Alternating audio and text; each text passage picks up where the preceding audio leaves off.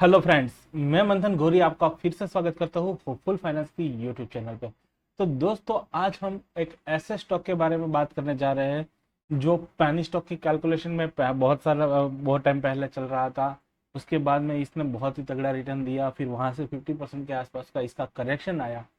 अब वापस से इस पे क्या करना चाहिए, क्या है कंपनी का प्लानिंग, क्या है, और कंपनी की इंफॉर्मेशन में आज आप लोगों के साथ में शेयर करने वाला हूँ। तो सर, ट्राइडेंट ग्रुप के बारे में, जो कि ट्राइडेंट का स्टॉक जो है वो दिसंबर 2019 को स्प्लिट हुआ था 10 शेयरों में से। एक शेयर के 10 पार्ट में डिवाइडेशन हुआ था। उस टाइम पे करीबन करीबन ये 4-5 रुपए के आसपास पे चल रहा था। 59 रुपीज के आसपास पे इसका स्प्लिटिंग हुआ था। 5 रुपए 90 पैसे के आसपास पे ये स्टॉक स्प्लिट हुआ। उसके बाद में 72 रुपीज का एकदम से बहुत ही बढ़िया तगड़ा हाई लगाया, और उसके बाद में ये वापस से कंसोलिडेशन में आया। तो आज हम बात करने जा रहे हैं ट्राइडेंट ग्रुप के बारे में, जहां पे जहां पे मैं आपके साथ में शेयर करूंगा कि ट्राइडेंट एक्चुअल में करता क्या है, इसका विजन क्या है, और इसका एक्सपेंशन का प्लान क्या है, रेवेन्यू कहाँ से आ रहा है। थोड़ा सा टेक्निकल एनालिसिस और फंडामेंटल एनालिसिस के साथ वर्क करेंगे। उसके साथ में कंपनी डिटेल्स जो है, नो योर कंपनी के हिसाब से हम कंपनी के बारे में जानेंगे। तो दोस्तों, बिना टाइम गवाए पहले शुरुआत करते हैं ट्राइडेंट के बारे में। तो ट्राइडेंट ग्रुप, जिस तरीके से आप देख सकते हो, इसके फैक्ट्री का फोटो जो है वो यहाँ पे मैंने लगाया है। काफी बड़ी फैक्ट्रीज है, काफी सारी चीजें हैं, उसके बारे में आगे हम बात करते रहेंगे। तो सबसे पहले हम बात करते हैं ट्राइडेंट के बारे में। तो ट्राइडेंट क्या है? तो ट्राइडेंट 1990 में जो है वो ट्राइडेंट इनकॉर्पोरेशन हुआ था, जो कि मैन्युफैक्चरिंग में है, ट्रेड्स एंड सेल्स में है, यान में है, टेरी टावल में है, बेडशीट्स में है, पेपर एंड केमिकल में। तो इतने अलग अलग वेरिएंट में ये अवेलेबल है। इसका वर्टिकल काफी अच्छा है। सारे के सारे एक ही ग्रुप के अंडर में आता है, ट्राइडेंट के अंडर में, ट्राइडेंट लिमिटेड के अंडर में। ठीक है। आगे जाके शायद से ऐसा भी हो कि ये सारे के सारे बिजनेसेस जो है वो एक दूसरे से अलग अलग हो जाए। दिस इज द प्रोबेबिलिटी, ये ऐसी पॉसिबिलिटी एक बन सकती है। ठीक है। तो उसके बाद में देखते हैं प्रोडक्ट प्रोफाइल। प्रोडक्ट प्रोफाइल इसके पास में क्या क्या है। तो सबसे पहला इसका मेन बिजनेस आता है 100% कॉटन कंबाइंड यान। यान का बिजनेस जो है वो काफी फैला हुआ है। उसके बाद में उसका स्लैब यान जो आता है, स्लैब यान मतलब थोड़ा खुरदुरा का किस्म का यान जो आता है वो है। ओपन हैंडेड यान, जो कि प्योरली हम थ्रेड जो बोलते हैं, जो नॉन मेश थ्रेड होते हैं, वो सारे के सारे ओपन एंड यार्ड में आते हैं। ब्लेंडेड यान जो है वो भी उसका है, तो एकदम से पतला, एकदम धागे के जैसा जो ब्लेंड हो के आता है, वो भी ये लोग बनाते हैं। यान मतलब धागा है, वो प्योरली धागा, कॉटन बेस का उसका सबसे बड़ा चल रहा है। ठीक है। उसके बाद में इसका दूसरा सेगमेंट जो आता है प्रोडक्ट प्रोफाइल में, वो आता है होम टेक्सटाइल। होम टेक्सटाइल में इसके पास पे है बाथ एंड बेड लिनिंग। उसके बाद में sum of the product of the comforter, comforter भी ये बनाता है, सॉलिड प्रिंटेड शीट्स बनाती है, और डेकोरेटिव पिलोज बनाती है। तो होम टेक्सटाइल का काफ़ी अच्छा रेवेन्यू जनरेशन है, काफ़ी अच्छा है। शायद से आपको नया पता हो तो एक चीज़ बता दूं कि ट्राइडेंट का जिसके पास पे स्टॉक है, और वो लोग अगर ट्राइडेंट के बेडशीट्स वगैरह या होम टेक्सटाइल की कोई भी आइटम परचेस करता है, तो उस पर ट्राइडेंट के स्टॉक होल्डर को उसमें डिस्काउंट, स्पेशल डिस्काउंट जो है वो वहाँ पे मिलता है। उसके लिए थोड़ा सा प्रोसेस रहेगा, वो आपको बाद में कभी टाइम रहेगा तो बता देंगे। उसके अलावा तीसरा प्रोडक्ट उसका है जो है पेपर। ये जो है वो स्ट्रॉ बेस्ड पेपर पे बहुत ही बड़ा काम कर रहा है। ये वुड बेस्ड पेपर नहीं बनाता है, स्ट्रॉ बेस्ड पेपर बनाता है, जिसका उसका काफ़ी अच्छा है। ज़्यादातर इसका ट्राइडेंट का जो है वो कॉपियर पेपर आता है। उसके बाद में मैप लिथो पेपर, मतलब वो रोल जो आते हैं ना, वो रोल बनाते हैं, पेपर रोल जो आते हैं वो होता है।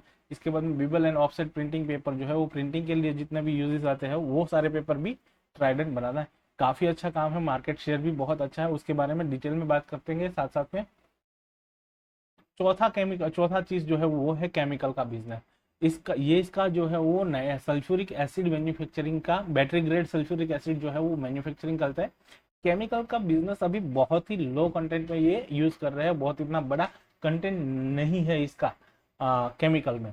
ठीक है। और मार्केट शेयर भी इतना ज्यादा नहीं है, रेवेन्यू इन टर्म्स में भी केमिकल से बहुत ज्यादा आता नहीं है। पर केमिकल बिजनेस में ये लोग काफी ज्यादा काम कर रहे हैं। इसका रिसर्च फैसिलिटी भी अच्छा है, उस पर वो नया नया एक्सपेरिमेंटल करते रहते हैं। उसके बाद में देखते हैं मैन्युफैक्चरिंग कैपेसिटी की। ये सब चीज है, तो उसके साथ में उसका मैन्युफैक्चरिंग कितना हो रहा है। देखो, एक चीज बताओ, ये स्मॉल कैप कंपनी में से मिड कैप कंपनी में आ चुकी है। ठीक है। तो स्मॉल कैप से मिड कैप में ये आ चुकी है, तो क्या आगे ये लार्ज कैप बन सकती है कि नहीं, उसके बारे में हम आगे देखते हैं। तो वो डिपेंड करेगा इसका मैन्युफैक्चरिंग कैपेसिटी। तो कंपनी के पास में 3 मेजर मैन्युफैक्चरिंग फैसिलिटी है, पंजाब और मध्य प्रदेश में ये लोकेटेड है। ठीक है, उसके अलावा उसका जो है वो यार्न एंड टेक्सटाइल के बारे में बात करें तो यार्न एंड टेक्सटाइल मैन्युफैक्चरिंग जो है वो 5,89,248 स्पिंडल उसका यूज होता है, 7,464 रोटर यूज होते हैं, 320 एयरजेट मशीन इसके पास में है, 672 लूम्स है जो टेरी टावल जो है उसका मेजर टेरी टावल का जो है वो प्रोडक्शन करते हैं, 500 लूम सिर्फ और सिर्फ बेडशीट मैन्युफैक्चरिंग में है। तो होम टेक्सटाइल के हिसाब से देखे जाए तो ये बहुत ही बड़ा स्पिंडल और रोटर जो है वो यान के लिए यूज होता है, और एयरजेट है, लूम्स है, और हाँ लूम्स जो है वो इसके टेक्सटाइल के लिए काम करता है। ठीक है, स्पिंडल और रोटर जो है वो यान बनाता है, बाकी जो है एयरजेट लूम्स जो है वो टेक्सटाइल मतलब कि गारमेंट बनाता है उसमें से। तो एक थोड़ा सा ये बाइफर्केशन कर दिया। पेपर मैन्युफैक्चरिंग कैपेसिटी इसकी 1.75 lakh metric tonne per annum है। 1.75 lakh metric tonne per annum ये मैन्युफैक्चरिंग करता है पेपर का।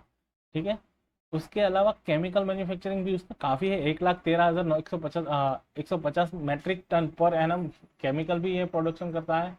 उसके अलावा उसके पास में इंटीग्रेटेड पावर प्लांट है जो कि 40% पावर की रिक्वायरमेंट, खुद का पावर प्लांट है 49.4 मेगावाट्स का, जो कि कंपनी की जो रिक्वायरमेंट है इलेक्ट्रिसिटी की उसका 40% जो है वो ये पावर प्लांट से जनरेट होता है। तो यहाँ पे देखो तो डायरेक्टली नहीं इनडायरेक्टली इन लोगों ने पावर एक्सपेंस जो है वो कम करने के लिए पावर प्लांट को बना के रखा है। ठीक है, तो पावर प्लांट उस लोगों ने इसलिए बना के रखा है कि ताकि इलेक्ट्रिसिटी का जो कंजम्पशन जो है उसका लोड ना आए, ये एक इनडायरेक्टली बेनिफिट जो है वो इसका होता रहेगा। फ्यूचर प्लानिंग के अंदर आने से पहले फ्यूचर प्लानिंग के अंदर आते हैं तो कंपनी का फ्यूचर प्लानिंग क्या है। तो कंपनी ने 21.16 बिलियन रुपीस को 2022 से लेकर 2025 तक एक्सपेंस करने के बारे में सोच रही है। मतलब कि वो कैपिटल एक्सपेंडिचर इतना करेगी जहां से वो अपना प्रोडक्शन लाइन एक्सपांड कर सकेगी, फैक्ट्री को लाइन वो एक्सपांड कर सकेगी। उसके लिए 21.16 बिलियन डॉलर 16 बिलियन रुपीस को वो एक्सपेंस करेगी 2022 से 2025 का इसका फाइनेंशियल प्लानिंग है। ठीक है, उसके अलावा जो ये एक्सपेंस करने के बाद में वो क्या करेगी, तो ये एक्सपेंस जो है वो यान सेगमेंट में 48% का बढ़ोतरी करेगी, गारमेंट जो है वो 59% की बढ़ोतरी करेगी, टावल सेगमेंट में बहुत कम करेगी, 6% का ही बढ़ोतरी होगा क्योंकि उसका लिए वो लूम्स नहीं बना रहे हैं। उसका केमिकल सेगमेंट जो है वो 118% से बढ़ने वाला है। ठीक है, केमिकल सेगमेंट जो है वो 118% से बढ़ने वाला है, और पावर जो है वो अभी का जो इलेक्ट्रिक कंजम्पशन जो है वो पावर प्लांट जो है वो 28% से ज्यादा काम करेगा। तो ये पूरा का पूरा उसका मैप है। ये सारा का सारा जो उसका कैपिटल एक्सपेंडिचर जो 2025 तक का है, और ये कैपेसिटी इंक्रीज जो है वो मार्च 2022-24 तक खत्म हो जानी चाहिए, ऐसा कंपनी का बताना है। ठीक है, तो इसके बाद में आते हैं रेवेन्यू ब्रेकअप में। तो रेवेन्यू ब्रेकअप में क्या है, तो कंपनी का रेवेन्यू कौन कौन सी जगह पे कौन कौन से सेगमेंट में सबसे ज्यादा आता है।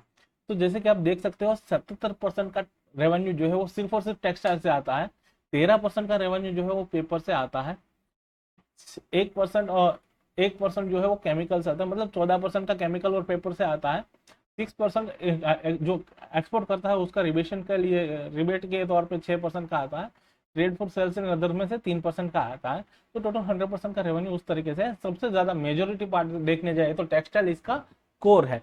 टेक्सटाइल में उसका 77% आ रहा है, पेपर में 13% आ रहा है, और केमिकल में 1% का अभी है, जो आगे जाके करीबन करीबन 2 से 2.5% का रेवेन्यू वहां से वो एक्सपेक्ट कर रहे हैं। तो इस तरीके से थोड़ा सा एक्सपांड उसका हो सकता है। पेपर बेस में भी उसका थोड़ा सा रेवेन्यू एक्सपेंड हो जाएगा, जो उसका कैपेक्स के बाद में कैपिटल एक्सपेंडिचर करके जो नया प्लांटिंग जो कर रहा है तो उसके हिसाब से। ठीक है, अब देखते हैं जियोग्राफिकल के इसका प्रेजेंस कहाँ कहाँ पे। तो 44% जो है 44% का सेल इसका यूएसए अकेले में होता है। यूएसए अकेले में 44% का सेल्स होता है। अभी आप रिसेंटली देख रहे होंगे कि करीबन 1.5 साल से स्टॉक जो है वो एक स्टेगनेंट तौर पे पड़ा है, मतलब एक करेक्शन एक साइडवेज जोन पे पड़ा था। उसके पीछे का मेन रीजन यही था कि यूएस में एकदम से रिसेशन का दौर दिखने को मिल रहा था, तो उसकी वजह से थोड़ा सा प्रॉब्लम आया था, वो वर्ल्ड में भी थोड़ा सा आया था। तो मेजोरिटी इंडिया में जो है वो 32% का इसका मार्केट कैप है, 32% का टोटल सेल हो रहा है, 44% का सेल यूएस में हो रहा है और 24% रेस्ट ऑफ द वर्ल्ड में हो रहा है यहाँ पे, जियो स्प्लिट के हिसाब से देखने जाए तो।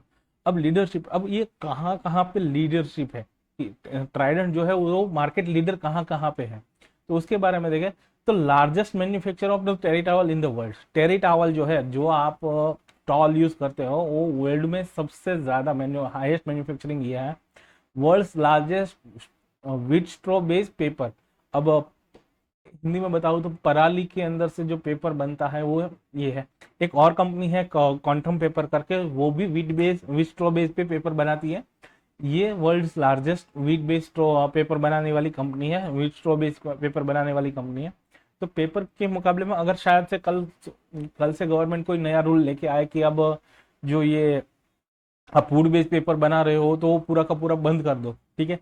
तो अगर कुछ ऐसा आए कि एनवायरमेंटल के हिसाब से कोई नई पॉलिसी आ जाए, तो इसका डायरेक्ट बेनिफिट जो है वो ट्राइडेंट को मिल सकता है, क्योंकि इसके पास पे बहुत ज्यादा वेस्ट में से बेस्ट वाली चीज बना रही है अभी ये, ठीक है। Trident is the second largest player in home textile और third largest in yarn manufacturing in India. India में यार्न मैन्युफैक्चरिंग में थर्ड नंबर पे है, फर्स्ट नंबर पे रिलायंस है, थर्ड नंबर पे ट्राइडेंट है, ठीक है। तो कंपैरिजन देखो कि आप डायरेक्टली इसका कंपैरिजन किसके साथ में हो रहा है, तो रिलायंस इंडस्ट्रीज के साथ में हो रहा है यार्न बनाने में, ठीक है। यार्न में वो इंडिया में लार्ज फर्स्ट नंबर पे रिलायंस इंडस्ट्रीज है, विमल उसका जो है वो, और second largest player in home textile जो है उस पे, होम टेक्सटाइल में भी डिकोर के बाद में आई थिंक सो, डियोर के बाद में शायद से सेकंड लार्जेस्ट कंपनी ट्राइडेंट ही है, ठीक है। फर्स्ट नंबर पे डियोर है, सेकंड पे ट्राइडेंट है। मतलब होम टेक्सटाइल में भी, होम फर्निशिंग में भी अगर आप देखने जाओ तो ये लीडर में ही है, ये 1-2 नंबर पे ही आती है, ठीक है। कंपनी का प्रेजेंस जो है वो 150 कंट्रीज में कंपनी का राइट नाउ प्रेजेंस है। यहाँ पे मैंने सैंपल के लिए एक चार्ट बना के रखा है कि जो ₹2.5 से ₹3 के आसपास से वो 68 पे गया था, उसके बाद में एक हेल्दी करेक्शन लेके वो वापस से अपसाइड पे चल रहा है। तो आई थिंक दोस्तों आप लोगों को ट्राइडेंट के बारे में ज्यादा पता चला होगा। तो देखो कंपनी के बारे में एक और चीज बता दूं आप लोगों को कि कंपनी का बिजनेस मॉडल बहुत सही है, एक्सपांड जो कर रहा है वो बहुत सही तौर पे कर रहा है। मेरे हिसाब से देखो, मैं कोई टिप्स वगैरह कुछ नहीं दे सकता हूँ, पर मुझे लग रहा है कि ये स्मॉल कैप से मिड कैप पे आई हुई कंपनी है, अब यहाँ से ये लार्ज कैप पे कभी ना कभी जंप लगा सकती है। तो आई थिंक अगर आप इन्वेस्ट कर रहे हो तो रेगुलर बेसिस पे इस पे इन्वेस्ट करते रहो, कोई दिक्कत नहीं है, कंपनी ओवरऑल बहुत सही है, ठीक है। चलो, थैंक यू सो मच दोस्तों। अगर वीडियो पसंद आए तो लाइक शेयर और सब्सक्राइब कर देना। Thank you.